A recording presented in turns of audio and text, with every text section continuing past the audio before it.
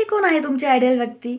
Ideal नाही म्हणू शकत, पण तुम्ही कोणाचा रिस्पेक्ट करता तुमच्या आयुष्यामध्ये, हे खूप महत्त्वाचं आहे.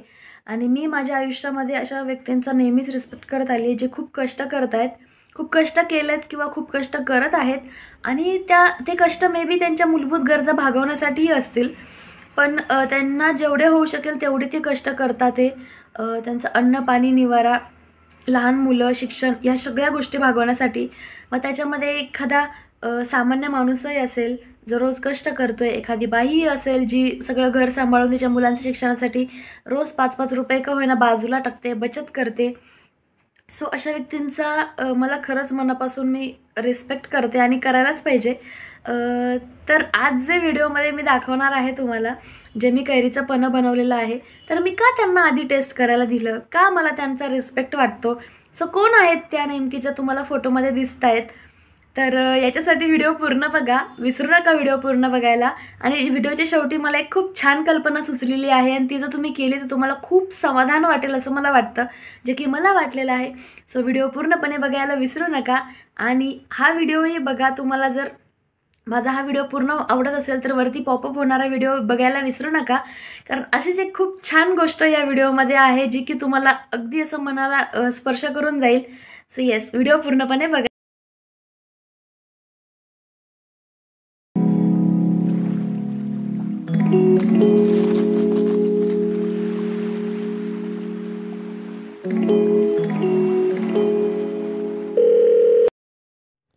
सो या अशा थंडगार, लगेच खाऊशी वाटणाऱ्या, मस्त टवटवीत अशा कैऱ्या झाडाला लागलेल्या आहेत, ज्या की माझ्या मम्मीने लावलेली आहे कलम करून.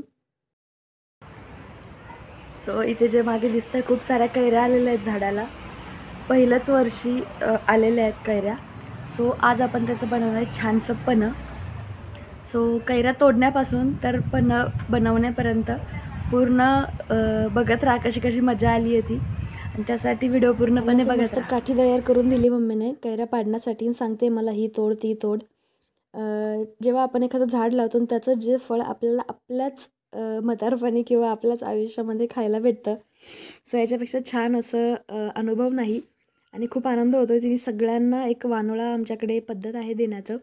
झाडाला पहिल्याच वर्षी फळ आलेलं असल्यामुळे सोसायटीमध्ये सगळ्यांना तिने 2-2 कैऱ्या वाटून दिल्या आणि मग नंतर देवाला वाहून आणि मग घरी आम्ही पन्हं केलं. सो अशी एक छान कल्पना आहे त्याच्यामागे, कैऱ्या पाडण्यामागे. आणि खूप जास्त फळं आलेले आहेत आणि कैरीचं लोणचं पण घालायचं आहे. सो आज आम्ही थोड्याच कैऱ्या पाडतोय पन्ह्यापुरत्या, आणि नंतर मग एक दिवशी खास अजून ती जे छोट्या छोट्या कैऱ्या दिसतात त्या मोठं झाल्या की मग पाडणार आहे. सो तुमच्याकडे जर झाड असेल तर त्याला कलम केला तर तुम्ही छान फळ येतं, कारण कलमाचे खूप फायदे असतात, कारण 2 जाती आपण एकत्र करून ते कलम वाढवत असतो आणि त्याच्यामुळे खूप छान असं ते झाड तयार होत असतं, खूप छान असे फळं येतात.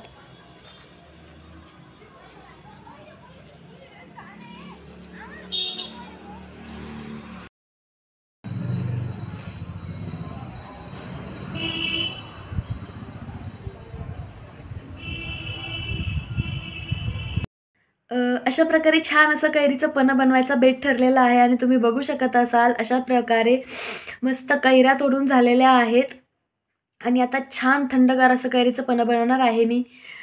सो खाली पाणी टाकून कैऱ्या एका वेगळ्या भांड्यामध्ये त्याच्या 3 शिट्ट्या मी काढून घेतलेल्या आहेत आणि त्यानंतर त्याचे साल भरपूरच निघून गेलेले आहेत, तरी पण जे राहिलेली साल मी छान काढून घेतलेली आहे. काहींना साल आवडत असेल तर तुम्ही ठेवलं तरी चालेल साल, पण थोडासा कडवटपणा येतो सालीमुळे, म्हणून मी साल इथे काढून घेते. साल काढून घेतलं की त्याच्या 2 कप जर पल्प निघाला तर त्याच्यामध्ये 1 कप असा गूळ तुम्ही घालायचा आहे. साखरही घालू शकता, पण गुळामुळे एक छान अशी नैसर्गिक चव त्याला येते. प्लस त्याच्यामध्ये तुम्ही थोडी विलायची टाकू शकता, पण मला विलायची फ्लेवर हा पर्सनली आवडत नाही, सो मी टाकलेला नाही. तुम्ही टाकू शकता. कोय काढून घेऊन बाकी सगळा तुम्ही पल्प घ्या. तुम्ही हातानेही कुस्करू शकता किंवा तुम्ही मिक्सरमधूनही काढू शकता. मी मिक्सरमधून काढून घेतलेला आहे, कारण मध्ये थोडीशी कैरी शिजलेली नाही आहे, त्याच्यामुळे तो पल्प छान असा मिक्स होत नाही आहे. त्याच्यामुळे मी असा मिक्सरमधून तो छान काढून घेतलेला आहे आणि मस्त असा छान पल्प तयार झालेला आहे.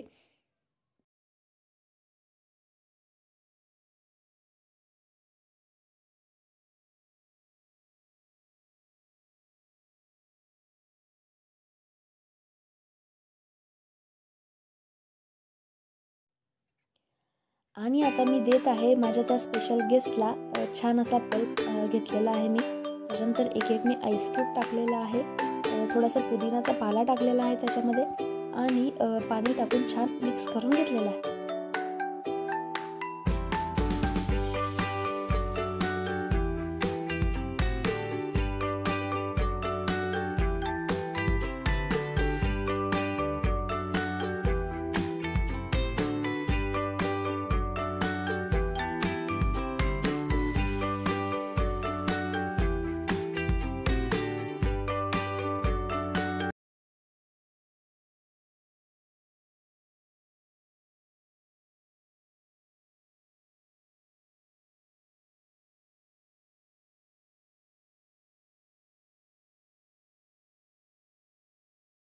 आता तुम्ही बघितलंच असेल व्हिडिओमध्ये त्यांनी पन्हं पिलेलं आहे आणि त्यांनी पहिल्यांदाच कैरीचं पन्हं पिलेलं. त्यांना माहिती नव्हतं कैरीचं पन्हं, ऐकलेलं होतं पण माहिती नव्हतं कसं असतं, कसं लागतं ते. सो त्या खुश झाल्या. नंतर मला म्हणत होत्या मी व्हिडिओमध्ये नाही सांगणार पण मला आवडलं, मी पहिल्यांदाच पिले पण मला बोलता येत नाही आहे. म्हटलं काही हरकत नाही आहे, तुम्ही मला सांगितलं, मला खूप समाधान वाटलं. तर कैरीच्या पानाचे काय फायदे असतील बरं? तर आता त्या खूप उन्हामध्ये येतात काम करायला. सो अशा वेळेस जो उष्माघात होतो म्हणजेच थोडक्यात उन्हाळी लागते आपल्याला, त्याच्यामुळे जर तुम्ही थोडंसं सावलीमध्ये बसून कैरीचं पन्हं पिताय तर तो उष्माघात टाळता येऊ शकतो. हा पहिला फायदा आहे.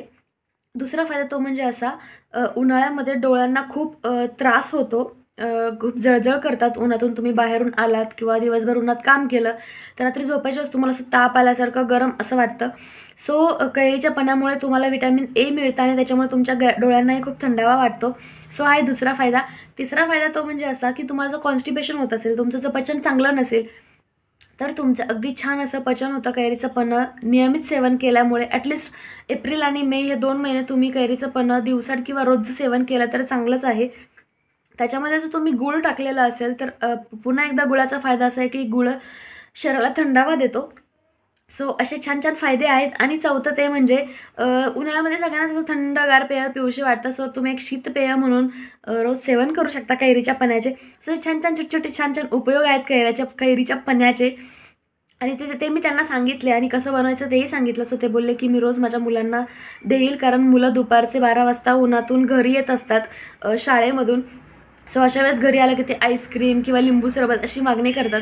सो याच्याऐवजी मी त्यांना कैरीचं पन्हं दिलं तर चांगलं असेल.